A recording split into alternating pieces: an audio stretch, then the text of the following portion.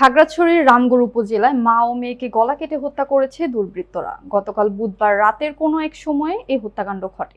সকালে খবর পেয়ে পুলিশ ঘটনাস্থল থেকে মরদেহ উদ্ধার করে।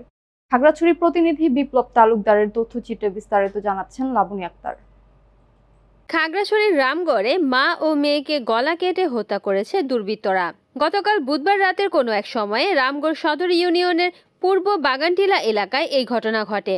ঘটনার পর পুলিশ ঘটনাস্থলে গিয়ে মরদেহ উদ্ধার করে। নিহতরা হলেন আমেনা বেগম ও তার মেয়ে রায়হানা আক্তার। বিষয়টি নিশ্চিত করেছেন রামগড় থানার ভারপ্রাপ্ত কর্মকর্তা মোহাম্মদ মঈনুদ্দিন। ওসি জানান, গতকাল রাতে এই ঘটনা ঘটেছে। ঘটনার সময় বাড়িতে মা ও মেয়ে ছিলেন।